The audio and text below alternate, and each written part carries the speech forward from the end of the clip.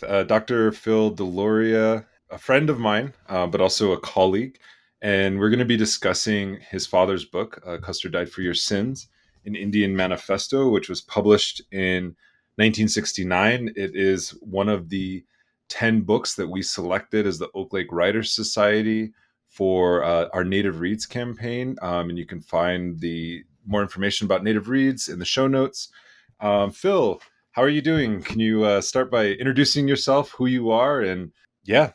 So I'm Phil Deloria, and through all kinds of weird things that happen in one's life, I find myself teaching at Harvard University, which is actually, Nick, where you and I first crossed paths, and Yeah. so you and I both know it as an interesting kind of institution. Shall we say that? Originally, part of its original charter was an Indian institution, by the way. Yeah, and it's one of the things we've really been trying to press hard, on the university to think about is the ways that, the Charter of 1650 says to educate the English and Indian youth. And, there were several hundred years where that did not happen. And of course, the early years of educating Indian youth were hardly happy years as well. But one of the other things that's been really interesting about that, just as a little sidebar, because I know we want to talk about the book, is that Harvard presents as a private institution, but actually it shows up in the Massachusetts Commonwealth Constitution in Hmm. a way that actually makes it a kind of publicly functioning arm of the of the state government. And so its privateness is not wholly 100%. It had publicness, and that publicness had a lot to do, had a lot of points of intersection, I think, with Native people of New England. And we're interested in sort of tracking the ways that Harvard's, various land acquisitions over the years, were also implicating it in those histories of dispossession. So there's a lot of work to be done at Harvard, and I'm looking forward to having some part of it over the next couple of years. Yeah, and you're the perfect person, in many ways to be there in the sense that, you're an accomplished scholar, not just of Native American studies, but American studies. And yeah, like I guess that's where I've encountered your work, playing Indians in unexpected places, but then also the handbook on American studies. I don't know if that's I think it's, I don't know if I'm getting the title right, but you were the president of the ASA, and you delivered an address that I think a lot of people have really kind of used as a way to not to show that like how indigenous studies isn't just something that's a discipline unto itself, but has something to say about just about everything. And I feel like in many ways it's a continuation of your father's legacy, who had a lot to say about a lot of different things. Very much a pioneer, so to speak. Maybe that's not the correct word to use. um, of, of Native studies and Indigenous studies, has mentored so many different scholars in his time, but also he existed outside of the academy, before he became recognized as the foremost kind of thinker of Indian country. But if you can, maybe just give a brief bio about who your father was, and how you knew him. Yeah, Nick, the thought of sort of talking to you about the book Custer and about my dad, it really did kind of prompt me to sort of think a bit more, systematically about his life and how to introduce him. I mean, one way to say it is, well, he was a kind of premier intellectual, native intellectual of the 20th century. But I actually sat down and I sort of mapped out a couple of moments of his life that are, I think pretty interesting. He was born in 1933. He passed in 2005. Um, you know, in his early years, one of the things that he told me when I was about to go to grad school is he said, "Look, Deloria men just kind of mess around until they're about 30, and then kind of a pathway opens for you, and things will happen." And he said, "That's what happened to me, and that's what happened to your grandfather, and maybe that's what happened to your great grandfather, as well." And so, if you think about his life, his early years, maybe they're the messing around years, in a way. He was raised in Martin, South Dakota, where my grandfather was an Episcopal minister, for the church there, St. Catherine's, and for I think 14 different chapels in the backcountry, area around Martin. Um, and you know, he had a little bit of back and forth in terms of his education. He was at Martin High School for a while, but he was also sent off to Episcopal boarding schools, and eventually ended up at the Kent School in Cornwall, Connecticut. For a while before going back to Martin. He was in the Marines. He went to the Colorado School of Mines. Didn't really focus too much on his studies, and kind of flunked out. Ended up getting a degree in general studies from Iowa State University.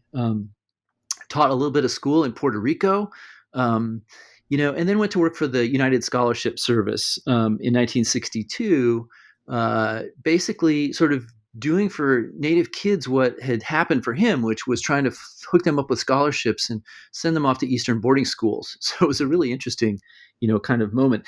So if you think that's the first part of his career, then the second part is really fairly short. It's the 3 years 3 years plus that he served as the executive director of the National Congress of American Indians from 1964 through the end of 1967.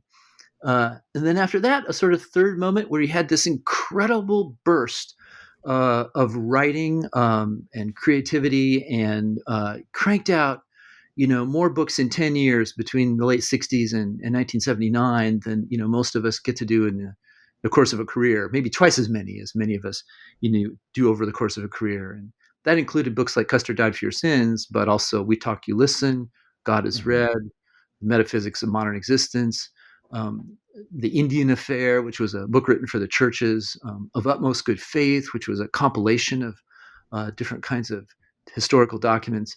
He did a whole bunch of writing, during that period. And then in the 80s, he was at the University of Arizona, where he really started the Native American Studies program there, and really kind of pushed that program forward at U of A, particularly around law and politics kinds of questions. A lot of his writing in those years, turned a little bit more directly, in that direction. And then he moved to the University of Colorado for his last academic job. And I tend to think of those years as being his kind of the years when he felt, I don't know, liberated maybe, or pushed in other directions. And he really, there's a compilation of some stuff that some of his former students put together, a book called Destroying Dogma. And that was sort of what he was all about, was like, you name an orthodoxy and I'm going to go in the opposite direction. I'm going to call orthodoxy into question.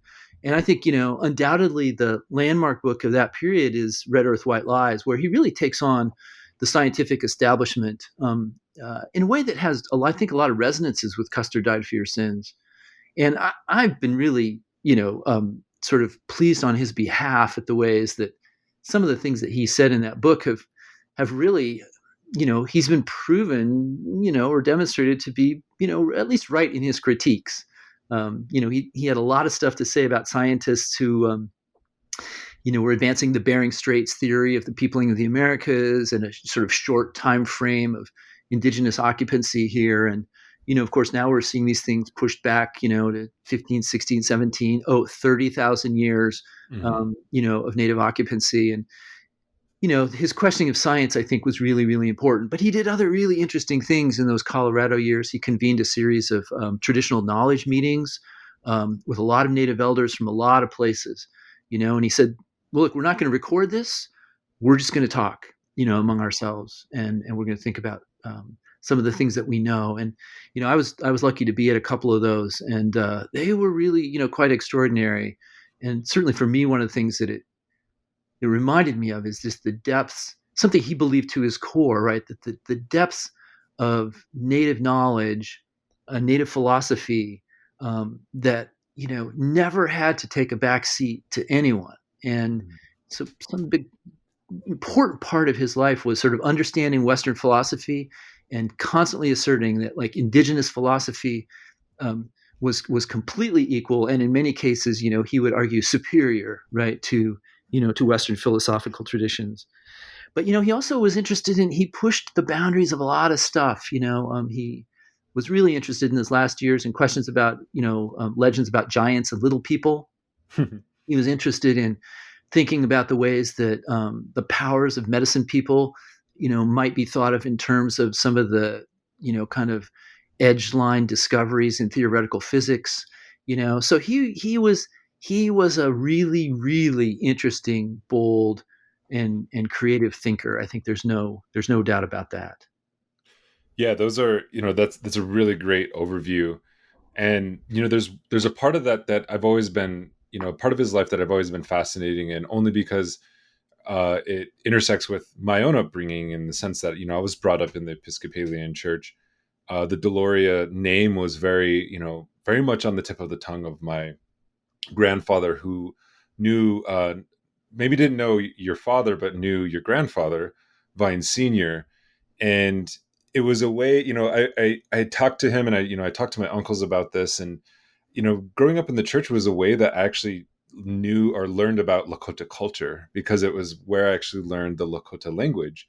And a lot of these, laymen and these ministers, themselves would, give sermons in Lakota Api. And that's, the limited language that I do know is from that era, but also, from what I understand from, just talking with my uncle, but also knowing who my grandfather was, he was of that generation of people who had a very kind of strong sense of who they were. And today, there's kind of an attempt to bifurcate, I guess, like Christianity and native and Lakota spirituality.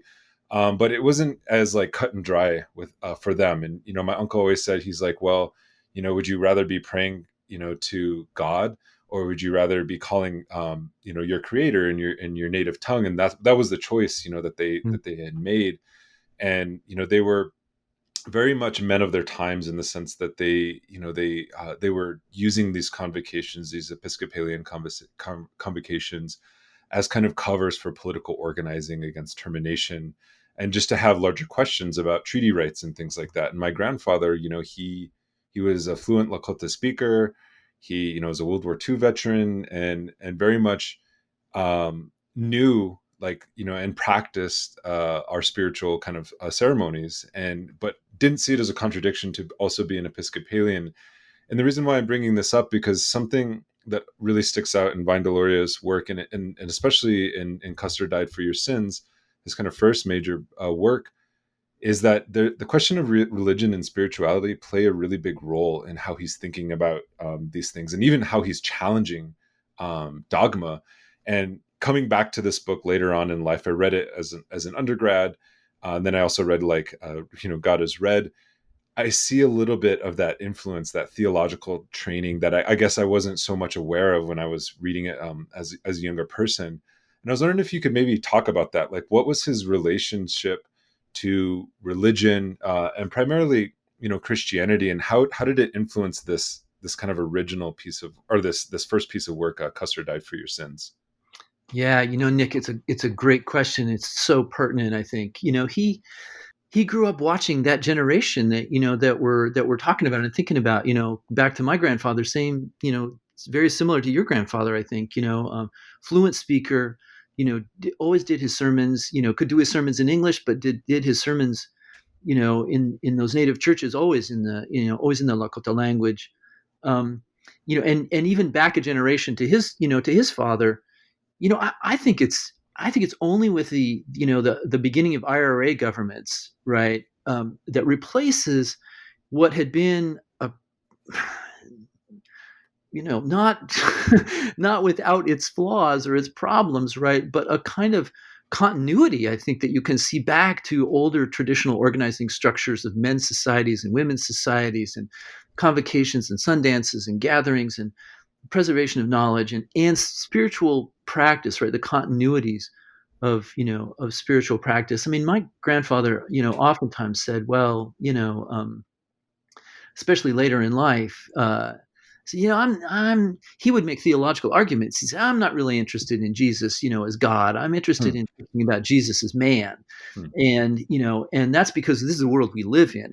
And all of a sudden he would go veering away from, Episcopalian or Christian dogma, right? And would head into a much more complicated space, which I think so many of these folks occupied, where they could absolutely simultaneously participate in the Christian church, but it did not mean that they had, given up or had lost track of these traditional, kinds of things. I remember Albert Whitehat telling me a story one time that when they were, kind of first bringing Sundance back, late '60s or '70s or so. He said it was a bunch of younger people, and he said, well, the old Christians kind of sat out there with their lawn chairs and watched us, and we were, learning some songs out of ethnographies, and we were trying to, kind of bring things back. And he said, and after a couple of days, you know, the old Christians who we had given up on, who we did not take, seriously, really, started pulling out a whole vocabulary, right, of Sundance songs and prayers, and they had been, guardians and repositories of all of that older kind of knowledge, and I think my grandfather absolutely felt that way. So that's the context where my dad was sort of seeing, the world he was seeing as he was growing up. And so I think he ended up having this sort of the kind of ambivalence about the church that, one can have as a younger person, which is like, okay, I grew up in all this stuff. I take it seriously. Its rituals have certain kinds of meanings. And yet, like, they're just rituals, right? There's an emptiness. There's a simultaneous, I think, perception of the emptiness of this and of the fullness of it, both, and a difficulty in figuring that out. And, one of the parts I didn't mention in my little biography was, he did, after his undergraduate degree, he did a master's degree in divinity studies at the Lutheran School of Theology. And this was partly because he had planned to go to grad school and the funding sort of fell apart, but there was the church ready to ready to pay for him, to go in, because they thought he would be the third generation Deloria minister. But going through that, I think, like, also led him to a kind of disillusionment with the institutional structures of the church. And he'd been seeing that for a really long time. I mean, my grandfather started tangling with the church, the minute he showed up, at Pine Ridge, which was where he was first stationed. And, I mean, here's just a little sort of example of what that looked like. He went to the General Theological Seminary, my grandfather, in New York City, which was, the flagship place for the Episcopal Church. And the Bishop of South Dakota recruited him to come to South Dakota. He said, yeah, we pay $100 a month, to our clergy. And then he got out there and he got his first paycheck, which was $50 a month. And he said, well, what's the deal? And the guy said, well, that's Indian wages. Yeah. And if I paid you the full wages, I'd have to pay all the Indians, full wages, all the lay people, and and so my grandfather totally went to war on this. I mean, my grandfather was an athlete. He was a wonderful rhetorician. He gave brilliant sermons. But he was not exactly a kind of guy who would sit down and write a kind of polemic. But the polemics he wrote about this and the ways that he mobilized the church to sort of rectify this thing. But this was the entire story of my grandfather's career, right? Was institutional, abuse at the hands of the church. And so my dad internalized that. So when you look at a book like Custer, you can see Custer Died for Your Sins. I mean, for the longest time, I've puzzled, over the multiple meanings of that, right? Mm-hmm. I mean, one way to think about it is like, oh, Christ, he grew up in a church in which you would say Christ died for Jesus died for your sins, Christ died for your sins. So there's a bit of blasphemy to put Custer in there instead. There's a bit of a kind of revenge fantasy, that Native people love to play off with Custer. But it feels like there's something different there too, as well, right? There's a kind of a willful destruction, right, of a Christian kind of structure, way of thinking. And I think that came out of, this very ambivalent sort of experience, that he had growing up. And shortly after Custer came out, the Episcopal Church said, well, we really do need to get our act together on this. Would you serve on our national council? And he did it for, I think, 9 months and then resigned. And he said, like, basically said, like, you guys are hopeless, you're hopeless. So I think there's a serious theological component that shows up in that book. And it's not just in the chapters and the sections that critique the church, right? It is the full way through. And I think it is connected up to sort of philosophical components, right, of his thinking, which came out of his engagement with science and came out of his engagements with Western theology, which were substantial, and with Western philosophy. And I think over the course of his life, increasingly, he really came to think, not that Western philosophy was bankrupt, right, but that it was a very, very partial statement about the world, and that it was just inextricable from Western racism and conquest theology and all the ideologies, and that really a kind of Lakota or more broadly speaking, indigenous sort of philosophical tradition was just so much more rich and vibrant and varied. Um, so it feels to me like it's all there, and these are hard things for me to sort of disentangle a little bit. Particularly in that book, which was written quickly. Mhm. Um, you know, uh, some of his later works where he slows down, I think, and takes on some of these things are perhaps better opportunities to think about it than Custer. Yeah, it's a very much a polemical text, and one thing that I was thinking about as you were talking is thinking about how Nicholas Black Elk is now there's a case for his canonization as a saint within the Catholic Church, and I was just reading like a couple of weeks ago about this, and it's really fascinating because the Catholic Church is seeing, I think there's several miracles you have to perform. I'm not quite sure what it actually entails or how many it has to be, but I did what stuck out to my mind is that the miracles that he did perform were before he converted to Catholicism, and so there's this kind of like implicit acknowledgement of indigenous, like the power of indigenous spirituality and faith, that is now being, for better or worse, being like assimilated into like the canon of Catholicism, which I find really fascinating. But also, the you were bringing this up in the way that this book was written, and I've like I guess I'll just start with like the opening line. It's a really great opening line for a book. It says, "Indians are like the weather. Everyone knows all about the weather, but none can change it." And there's something to be said about the argument that he's making in this particular book. It is called, the subtitle of the book is called the Indian Manifesto, which also, like, if you look at the main title, which is Custer Died for Your Sins, which you brought up, there's something like tongue in cheek about that, right? Mm-hmm. And this is, you've done a good job of kind of explaining like how there's this kind of reference to Christianity, and there's this sort of atonement that the United States specifically has to achieve for breaking the treaties, right? And Custer was the necessary sacrifice for the violation of the 1868 Fort Laramie Treaty. But the rest of the book is like, it reads like more of like a book of essays versus like a book that has like a coherent kind of like argument that you would make in like a more kind of like scholarly text, right, that you follow through.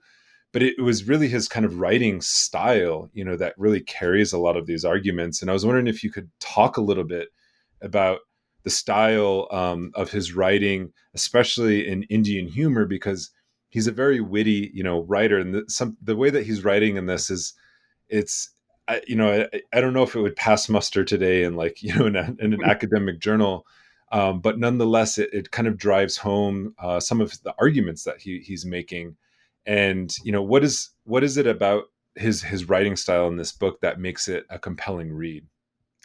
Yeah, I mean, I think it's exactly right. I've thought a little bit about. I've tried to think a bit more about this, about how the book actually, functions as a book and how it was produced. And I mean, I see it as an NCAI book, right? I Mm. mean, I think as executive director, he was flying all over the place. He was talking to people constantly. He was lobbying. He was, you know, um, and he developed a whole series of talk tracks. And I think what's really important to remember is, like, all these meetings, there's all these very smart, funny Indian people getting together and cracking jokes all the time, right? And there's a certain kind of style, I think, that's about humor, but actually has a real seriousness to it, because I mean, for me, one of the things that's really fundamental to humor is the contradictions of irony, right? And I think one of the things that people who have been colonized and dominated come to understand really quickly is the ironic nature, right, of conquest discourse, right? I mean, so when you can have a conquest that takes place under the rubric of human rights and civil rights and liberty and freedom, that's fundamentally ironic to start with. And if you're a native person observing this and being the subject of it, right, you know, understanding and feeling and living in that irony, just becomes, I think, part of your daily life. Now, there's, one way to deal with that is just despair, that nothing will ever be, as it should be, or as it's claimed to be. But the other is to make it funny, right, and to make it humorous. And I think this is part of a kind of native ironic style. It may go back before, Columbus. I don't know, but I mean, it feels like it's certainly um, intensified or had occasion to be expressed in really, really, smart and wonderful ways by a whole, long series of native writers and speakers. So the humor part of it, I think, is absolutely fundamental. I've tried to make sense of the book, as well, and as a linear argument, and it just doesn't work, right? Like you say, I think it's exactly right. It's a series of essays. And in fact, according to my mom, he had actually submitted a bunch of these things to his editor at Macmillan, who then turned and rearranged the whole thing, Hmm. which tells you, like, whatever linear argument there was, it was perhaps imposed by an editor as opposed to, him actually sort of thinking through it. So at that point, right, then all of a sudden the humor chapter really becomes a kind of linchpin, because the question of the book is how is argument made through style, here. And the beginning that you read, or the beginning of the anthropologist chapter, right, into every life a little rain must fall, all of these people had bad stuff happen to them, but Indians have anthropologists. It's this very, it's this funny, witty kind of thing that sucks you in as a reader. Um, and I read the book. I read the book in maybe the early '70s, when I was perhaps 12 or 13. I wasn't quite equipped to read it when it came out. We all watched it happen, but it took me a couple years to actually, I think, grow into the point where I could read it. But I just went right to I'm like, oh, Indian humor. I went right to the Indian humor chapter, and I started reading Indian humor. I'm like, oh, this is really great. This is a whole bunch of jokes, and it's pretty fun and kind of funny. And, you know, um, so one way to imagine it is that, like, that's a kind of a light moment of comic relief, a sort of stand-up routine, in the middle of some very serious stuff. But I think actually the opposite. I think it's really this kind of key to understanding, how argument gets made, in the book, in ways that seem oftentimes kind of sarcastic or whimsical, but which are actually, actually quite serious. And I guess only other thing the one other thing I'd say about this is, this is also the conversion of oral forms into writing. I mean, the oral form of the joke, of the casual conversation, of the sort of out loud thought piece, writing those things down, they retain their orality. And you can read these things. I mean, I can read these things and I hear my dad talking. Mhm. I mean, I can hear that. You can even pick out words. Like one of the interesting words that I find in his writing all the time is exceedingly. And like Nick, I suspect you'll agree with me. That is an Episcopalian word. Yeah. Like, that is a word that is said by guys in white robes in the middle of sermons in a very solemn, kind of way. And yet it made its way right into my dad's sort of spoken vocabulary, and it made its way into his written vocabulary. And, you can see that throughout the book, as well. Yeah, those are really great points, and I think it actually makes his work that much more readable. It's not a style that really carries on in a lot of his other work. I think it's very unique to this particular moment in time, specifically because some of these, like I think the anthropologist chapter is actually published in Playboy magazine before it made its way into this book, and so they are kind of more like of an essay form. And I think like somebody who's like a very good essayist, not only Vine Deloria, but also like Elizabeth Cook Lynn. She's like Mm-hmm. the master kind of form of the essay. And, we've been talking a lot about the legacy of, the Deloria family in many ways, but I think it's also important, and I'm kind of jumping ahead a little bit, to also talk about, the women of the Deloria family. And specifically, every time I read Custer Died for Your Sins, or somebody asks me about it, I'm like, you should also read Speaking of Indians, Mm-hmm. by Ella Deloria. And we had an episode on Ella Deloria with Tui Faith Spotted Eagle, who was, I think, a young person at the time that Ella Deloria was coming around, and, doing her research in collaboration with Franz Boas, but also working on, Dakota orthography and everything. And I was wondering if you maybe, and this wasn't in the interview questions that I sent you, but maybe you could reflect on that, on that, this the sort of similarities and the overlaps of a book like Speaking of Indians, which came out in 1944, and how it really carries on a lot of the same arguments that Vine Deloria was making in 1969. Yeah, I mean, I think the resonances are so, so strong. And it's, I mean, people don't go back and read this little book that my dad wrote, The Indian Affair, which was a churchy book, in the same way that Speaking of Indians was kind of a churchy book. Um, because I think one of the things that's super interesting is the translational kind of aims of both of those books. I mean, one of the things that happens in Custer is, he's not afraid to sort of say to other Indian people like, "Hey, we may not be doing this quite right. We should rethink this." But Hmm. most of it is directed at a white audience, saying like, "Here's all the things you don't understand." And here's ways that you ought to be thinking about that. And Ella, there's a really interesting kind of resonance I think that I've observed. Ella was an extraordinary person, and as I think also from my more recent book about her sister Susie, who painted under or drew under did art under the name Mary Sully. She was also a really extraordinary person. I really think these are two sisters who were kind of geniuses, Hmm. in very very substantive kinds of ways. Ella had this amazing ability to just sort of navigate cross culturally, um, to always defend and fight for Lakota and Dakota ways, and yet to do it in the context of the Columbia Anthropology Department and Franz Boas. And one of the really interesting moments I think in her career is her first summer when Boas says, "Okay, you go out to the Dakotas and do some field work and gather up some stuff." And he doesn't really tell her how to do it or what to do.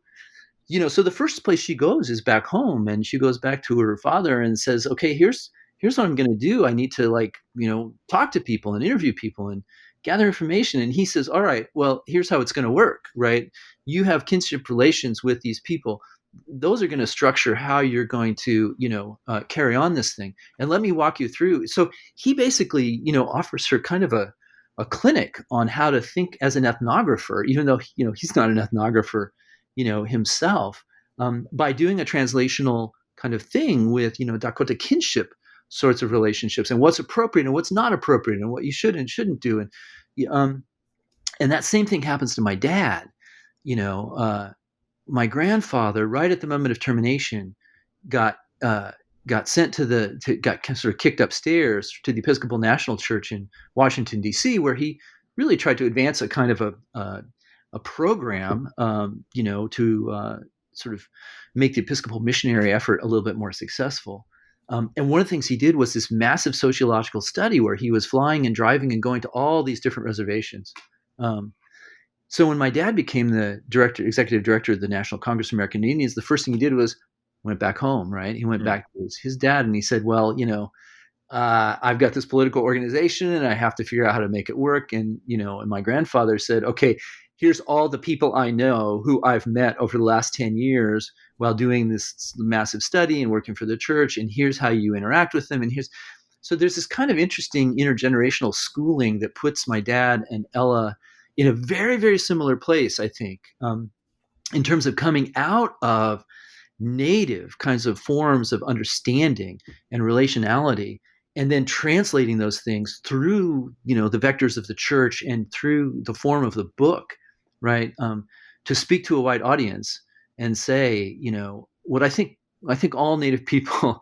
Okay, I don't want to overgeneralize, but I think if you think about how native writing works, there's almost always three claims that get made. The first is, "We are still here," Hmm. right? Which is a direct sort of response to settler colonial erasure and practices of erasure and forgetting that go on. We are still here.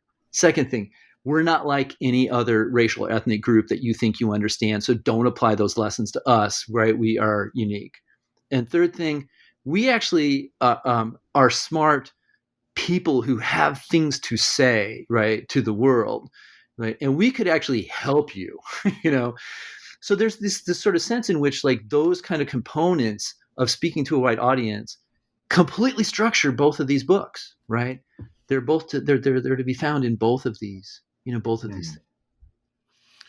I think I encountered, well, so it was assigned Custer Died for Your Sins in college, but when I really started, it actually was part of this kind of like, evolution of like trying to find out, about my own family history, but, you know, doing research back home. And I found old papers from my grandfather, Andrew, who was a tribal chairman of the Lower Sioux tribe for a term or two. And he, in his papers, he had, in his boxes, he had the original like first edition of Custer Died for Your Sins with the it's a different it wasn't a red book jacket. It was like a green kind of off Yeah, color yeah. jacket. And it's a different it's still like an eagle holding a tomahawk, right? But I was wondering, do you have any like background story on like on that cover itself? Because I think it's really fascinating. So, Nick, I love that. I love that cover, and Yeah. yes, I got really quite curious about that cover. So that cover was designed by a guy named Jason McWhorter, who worked for the Pushpin Group, which was like the hot design, elements group in New York City, and had been since the 50s. Milton Glaser was the sort of primary, figure there, and so Jason McWhorter designed that cover. And what's really, I think, cool about it is the sort of like 60s inflected tie dye ish kind Hmm. of tones on the tomahawk, on the wrappings on the handle, and this eagle, which has, I mean, I think it's like scary. Like Hmm. it is it is a frightening but powerful, really, really powerful image. Like the stylized one that the University of Oklahoma did is cool, right? There's no doubt about it. But the original is I think really, really stunning and really powerful. So there's a Life magazine, a very famous Life magazine spread, on the new American Indians and things like that. And Milton Glaser actually did the design on this, and it's this total blacklight poster, tie dye, multicolor kind of Indian head. It's this sort of like applying 60s Warholian design, right, to this thing, which Jason McWhorter completely borrowed for the cover of my dad's second book, We Talk You Listen, which is also an amazing cover, just a stunning, Hmm. beautiful cover, multicolors, with this little talk balloon coming out of the figure of this native person's mouth with a kind of little outlined map of the United States, right? I mean, it's really great. So this was part of the kind of his entry into the publishing world of New York City, which was something he completely and totally cherished, right? To get in with this group of designers and these agents and these literary people. So one of the things that was very, very important to him was the literary crowd at the Lion's Head Bar, in New York City, where he felt embraced by other writers, Hmm. as a beginning writer, himself, and super, super, super important to him. I think, there's a kind of school of thought out there that he was just this sort of, you know, native genius who sort of sprung out of nowhere, and it's totally not true. I mean, you can see in Custer that he is struggling to learn how to be a writer. Hmm. His later writings get better. And I think the affirmation that like he was like one of the cool kids on the block, from Pete Hamill and Gloria Steinem, and he met all of the sort of like cool late 60s, early 70s New York intelligentsia, folks that really, really, really, really mattered to him. Yeah, and he was 36 when he first published this, and like one of my goals, and this is something I've never told anybody, but one of my goals was to like publish, around the same time that Vine Deloria published like Custer Died for Your Sins. And you can very much see like the there's a rawness to the way that he writes in this Mm-hmm. book, because like when you read later stuff, it's much different. It's much more mature. I don't know if that makes any sense, but it seems much more mature, and he's much more comfortable as a writer, not just as a writer with words, but with his thoughts as well. He seems to be able to carry, he's it kind of lacks the kind of edginess in some ways. The Mm-hmm. ideas are still sharp, but the writing isn't as like, as point, or as cutting, I should say, as it is in Custer Died for Your Sins. But he was also, this was part of a political moment in 1969. It was the year of Alcatraz. There was a lot going on. Red Power had been, in it blooming, I should say, for several years with the National Indian Youth Council. The name or the term Red Power was, invented here in the Southwest, actually, in Gallup and Albuquerque with the National Indian Youth Council. Somebody like Clyde Warrior, Mel Tom first coined that term, months after Stokely Carmichael, also known as, Kwame Ture, invented Red Power. But there seemed to be a lot of conversation, and Deloria gets to it a lot in the latter half of the book, between the civil rights movement, or what we now know as the civil rights movement, in contrast to what we would understand as like the power movements, or the Mhm. movements for peoplehood, to use Deloria's language in this book. And I was wondering if you could maybe hash that out a little bit. What were those conversations like, between indigenous folks at this particular time and black folks at this time, but also, as there was Chicano or brown power, because it seems to have really influenced, his own thinking. But there's a difference, there's an important and significant difference between the different power movements when it concerns red power. Yeah.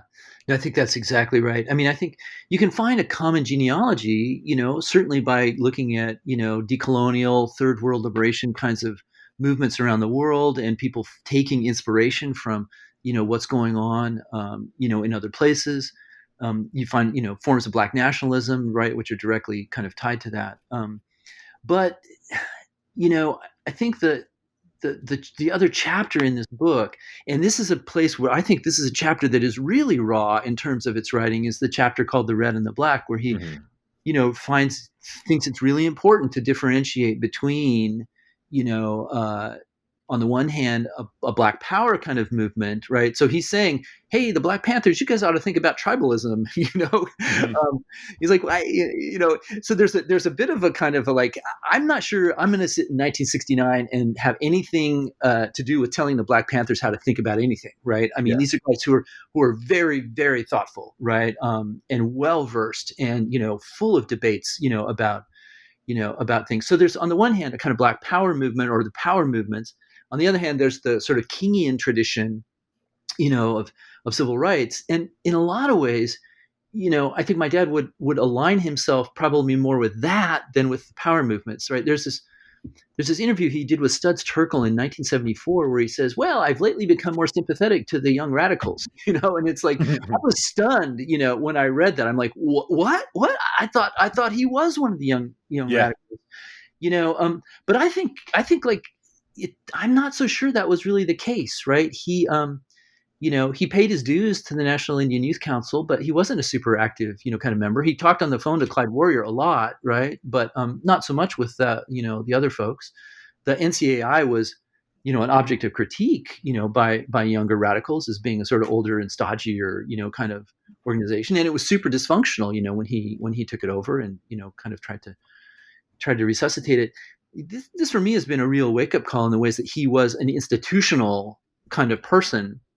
I remember at one point him saying, you know, Thurgood Marshall and the NAACP, like, they put down all of these markers before they went to Brown v. Board. He's like, they were thinking strategically, 10, 15 years out.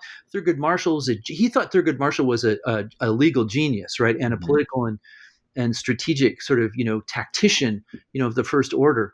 And I think that's sort of the place where he saw himself, right? Was, we can work through institutions, we can accomplish things there.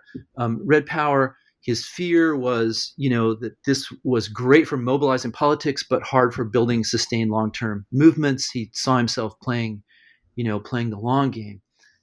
So it may be that his engagement with Red Power was not quite the way that it is oftentimes, I think, publicly remembered. That it was a little more complicated than that, and that he felt like that actually sitting down and writing things rather than marching in the streets was, at least his path, right, to thinking about ways forward. But nonetheless, I think the book itself, I taught it about 2 years ago for an undergrad class. It resonates with people of this, or students and young people of this generation, especially Native people. And when I read it, for me, it could have just been written, yesterday, and like in its in the way it resonated with how I was feeling and how I was thinking. And I always think about this because, you know, like books oftentimes are dated and they have a shelf life, and you know they're relevant for amount of time, or they just kind of become like a sort of bellwether of, you know, that time period.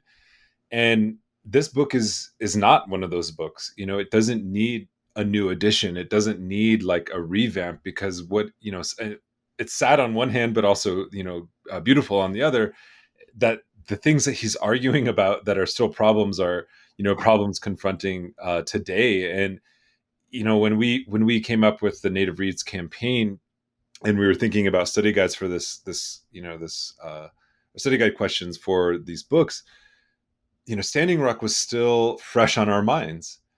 But it seems that things have changed so much, even from, you know, 2016, but then also in 2019 when we wrote these study guide questions, that 2020 has presented a new, you know, set of challenges. But nonetheless, the things that, you know, he's writing about 50 years ago in this book are still relevant to this particular moment. And I was wondering if you could maybe like speak on that a little bit. Is there something about this book that speaks to this particular moment in time? I think one thing that sticks out in my mind is, you know, the question of representation. And you know, you have the toppling of sports mascots alongside of, you know, the taking down of colonial statues. Yeah, yeah. Nick, thank you for bringing me back. I realize I didn't really answer the No, it's all question very right. well. But I think this is exactly right. I mean, the tone of this book, right, feels of the 60s, and it feels like it is so real, right, that it has continuity across time, right? And that there may have been moments where it felt less salient, but now it has reemerged as feeling more salient. I would say so. So first of all, um, it's totally true that the rawness of this he kind of started to master. Even by the time you get to sort of thinking about how he talks about tribalism, or how he talks Mhm. about civil rights and black discourse in even his second book, We Talk You Listen, right, it's more subtle, it's, you know, a little more fine grained, it's a little less polemical, it's a little bit less raw, it's you know, I mean, Custer, there's moments where it can be so kind of didactic, so polemical, right? That like it kind of feels like it starts to cross an edge. But then he kind of figure out ways to write in ways that step back from that, you know, a little bit. But I think like when I think about it, you know, I did a big thorough rereading of it last summer, you know, kind of line by line, note by note, you know, kind of stuff. You know, one is struck. I am struck by yes, the question of representation, which I think has just emerged. I mean, it's always there, right? But it has really emerged in an in-your-face way in the last 6 weeks, really, you know, Mhm. or 8 weeks. Um, that's always there for him, right? You know, that you can never not contest the stereotypes. And, you know, so often people are like, well, why don't you, you know, enough of this cultural politics? Why don't you get down to the real social issues and like, you know, get down to, you know, dealing with alcoholism and whatever and this and that and health outcomes and, you know, but he was always like, he understood you always have to fight the cultural fight, right, in order to fight these other fights, right? So representation, absolutely fundamentally, you know, key, and that whole first chapter lays the ground for thinking about that. I think the sort of, you know, philosophy of tribal, that thing he called tribalism or tribal nationalism, you know, at the time, um, you know, with some minor adjustments, right? I mean, you know, he took the nationalism part of it seriously in the sense that he took the tribal part of it seriously, which is to say he took tribal governments, you know, seriously, as you know, venues for change and for, you know, for political action. But the philosophies behind the tribalism part of tribal nationalism, you know, about relationality, about you know, uh, giving, about equivalences, about these kinds of things. I mean, that is totally part of our, you know, our current discourse today, and feels completely salient and relevant, even though the language is, you know, is slightly different. I think there's a kind of a I've said it before, but I think this sort of sense of philosophical equality is really, really important, which is Mhm. to say, like, you know, standing in the 60s, you can imagine that after several hundred years, you know, of native people being told that they're not worth anything, that their thought was not good, that like this sort of like deep seated fully committed, all in 100%, sense that he has that, like, no, screw Western philosophy, right? Our philosophy is as good or better, right? This sort of philosophical equality and putting a stake in the ground for that, that feels super relevant and important. Of course, all of the stuff that came out of it around treaties and self-determination, and sovereignty, completely matter. And I think the sort of ways in which race and the ways that it has gotten configured in the United States around civil rights and civil rights movements, that thing, which is, very, very smart, but still unformed in the Red and the Black chapter, that thing is more salient than ever. Mhm. I think the ways, I mean, we, as Native people stand in solidarity, with African America, around questions of race, and with with everyone else, as well. But I think it's really, really important for us to all imagine the differences here and the ways in which the narrative of the African American narrative of the move from slavery to freedom to civil rights uh, is a narrative that is embraced by the white liberal state to serve its own ends, right? Mhm. Which is, rights. Yeah, if rights are the ground of everything, who grants rights? The state, right? Mhm. What do you need in order to gain rights? You need legibility in the eyes of the state. What do you have to do to gain legibility in the eyes of the state? You have to be legitimate. What do you do to be legitimate? All of those kinds of things that a rights discourse leads you to. Um, which is why I've been doing a little bit of writing about sort of thinking back to my own kids' education and the ways in which their progressive teachers, right, took the African American civil rights narrative as the occasion to replace all of the non-progressive narratives, right, that haunt Mhm. American history, the frontier and blah blah blah, and the city on the hill, and all of these different kinds of things. Those teachers saw this as a kind of as a progressive move, and it was a progressive move. Like, let's not mince words over that, but it puts the state and the position of the liberal subject, right, as the center of all discourse. And that is not the ways in which Custer Died for Your Sins wants us to think about these things. It's a book that wants us to think about the tribal, the collective, the treaty, right? These kinds of things. It is not about the individual rights of the liberal subject, right? It is about the collective rights, right, of one set of people in relation to another set of people, and that those rights are ongoing. And that, feels to me like in this particular moment, as people now are saying BIPOC, and we put a sort of very slender little I for indigenous in there, but also differentiated it. That feels like a kind of an important move. I think it reflects directly back to Custer, Mhm. in that sort of sense. And I don't know how to do that. I mean, I'm being very candid with you here, Nick. Like, I don't know how to do this in ways that is respectful, honorable, full of good feeling and allyship. These are hard questions, right? To assert something that runs a little bit maybe against the grain, of other things. I'm still puzzling it out, and I think maybe he was still puzzling it out, right, in that Yeah. book. And that became a theme that he chose really not to pursue, right, as he turned to questions about religion and theology and God is red and metaphysics of modern existence, and then more law and policy questions. I wonder what his mature thinking about this, might look like. And there is a bit of a hint of that in the his posthumous book, The Legal Universe, which is definitely worth folks taking a look at. But I've gone on too long. I'll put a period after that. Well, I mean, I was just thinking as you were talking, and as I, as because I when I teach this book, that's one of the questions that came up in the class, and people, had various opinions on it, and it was a good productive discussion, and as the class progressed, we were like, well, maybe we should be talking more about the relations between Black Indigenous folks and how that's not those aren't really like neat kind of mutually exclusive categories.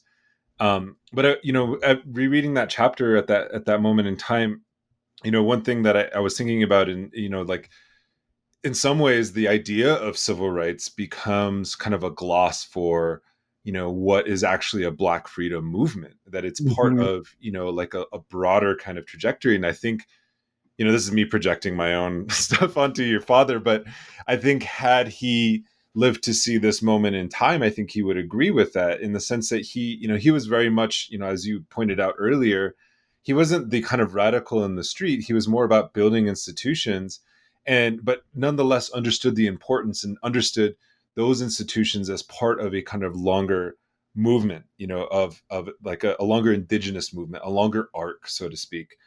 And I think tribalism is, one of his contributions, not just in that moment in time, but also we're seeing it in the way that people are using the words like relationality and kinship to reimagine, and to reform and to recuperate and restore correct and just relations, not just amongst indigenous people. That's not just an indigenous term, kinship or relationality, but also, it's very prominent in the literature of, Black feminism as Mm-hmm. well, the question of kinship and relationality. And you're seeing a lot of those productive conversations, and where that really where I see it kind of being foregrounded in indigenous studies is through, both Ella Deloria, but also Vine Deloria, in how they're thinking about tribalism, because it relates to, how the Black Panthers were thinking about intercommunalism. Mm-hmm. And, in his later book, or in his book that follows this one, We Talk, You Listen, he really talks about how, that Black folks, and Chicanos or Mexican Americans and indigenous folks were people who were brought in not as individual citizens within kind of the rights based framework of the United States, but were brought in as collective wholes. And therefore they had a kind of, quote unquote tribalism, that had like that asserted a collective kind of national identity or a cultural identity that you just don't have with, other groups of people, and specifically, white America. And so this conversation could go on and on, but I always love returning back to this, and I feel like, this came up in our previous conversation in Native Reads, when we were talking with Edward Valandra, is what tends to happen. And we started this conversation talking about education, but I think it's important to return to it because that's the purpose of this podcast. What tends to happen in a place like South Dakota has produced, not South Dakota as an institution or state, but like Lakota and Dakota people have produced a very beautiful body of literature. You and I are part of that, but we can look really far back in time and to see that we're just part of a longer tradition. But Vine Deloria himself isn't taught in, you know, um, South Dakota education. He's not, his work isn't really recognized even within the core content standards, as far as I know. So he has a famousness outside of the state, or outside of the homelands from which he came from.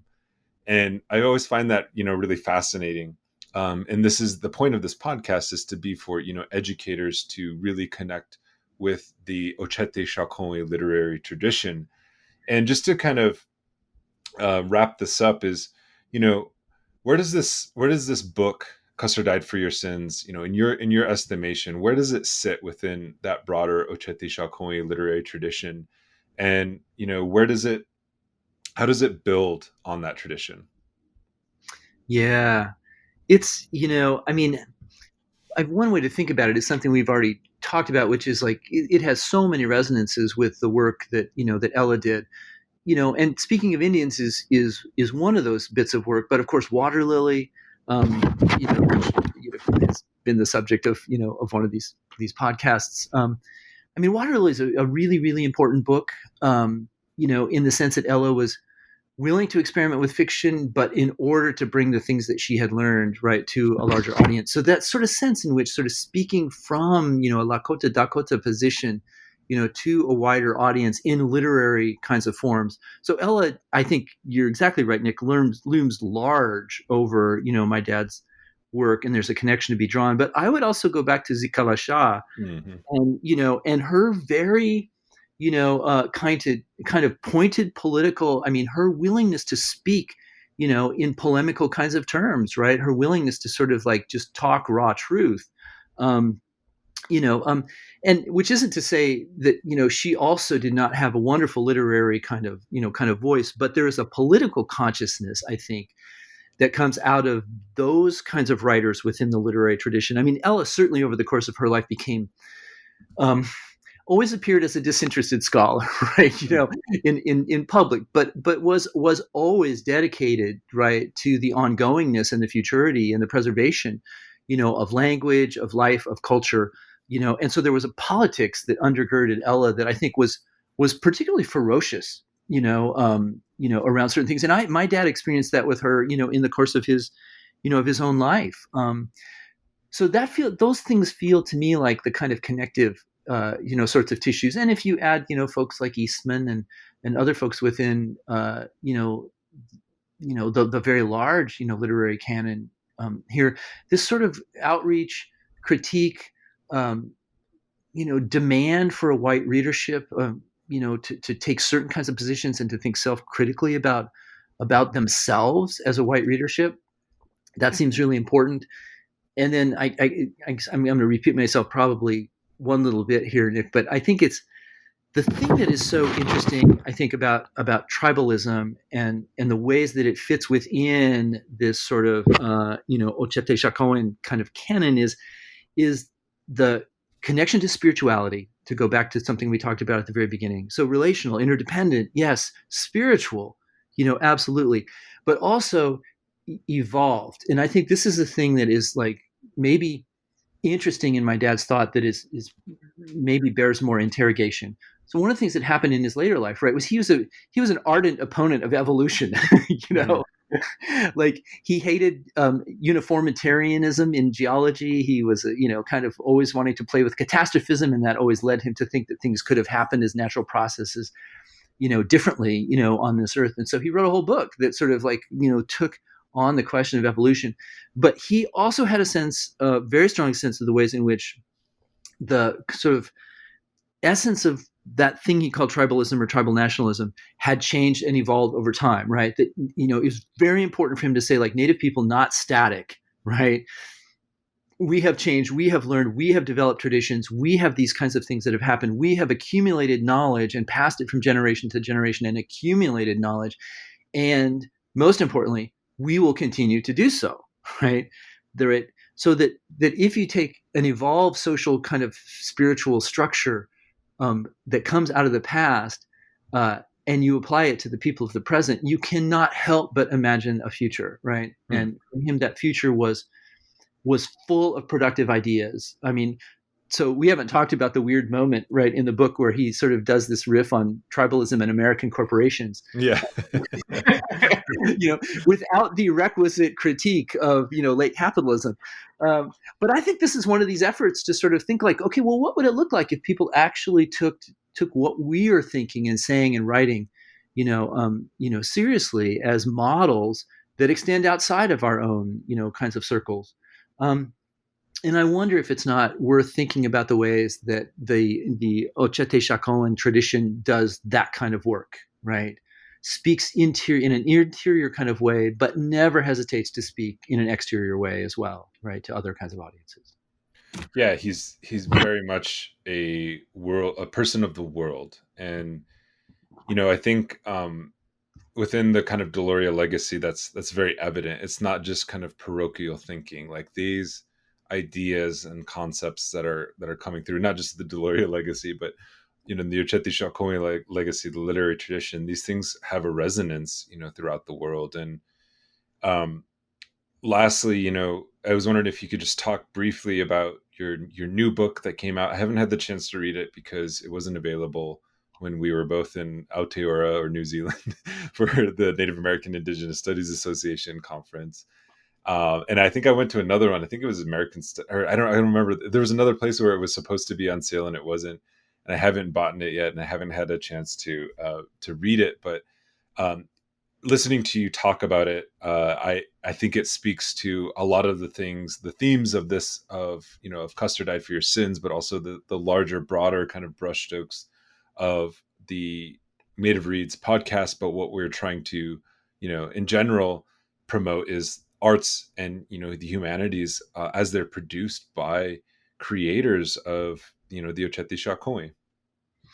Yeah, well then, Nick, this book is for you and your audience. I mean, it's So, I mean, here's the thing. So this is a book about my other great aunt, Susie Deloria, who was Mary, went by the name Mary Sully as an artist, and who was Ella Deloria's sister, and who traveled with her. And now, her story has always been told as, well, she was not really the successful sister. Maybe she had some kind of mental health sort of issues, and Ella had to take care of her. And so there was for a long time a kind of narrative about uh, her sister being a sort of a ball and chain, a Hmm. kinship obligation that Ella carried throughout successfully and dedicated in a dedicated way throughout her entire life. This is, I think, completely and totally wrong. And part of the Hmm. argument of the book is how wrong that is, that these really are these two genius sisters who are completely feeding off of each other in these different sort of arenas. And so, they are companions for their entire life. Every time Ella is off, doing ethnographic kinds of work, and many of the things that she is thinking about, she's thinking about in conversation with her sister. Um, Likewise, Susie Deloria, Mary Sully, is thinking about all the same kinds of issues that Ella is thinking about. And they're thinking about really important things like race and intelligence and culture and cultural transmission, and the ways that individuals sit within culture, and cultures, are formed around individuals. And so the project, the art that she did, 134 images of what she called personality prints.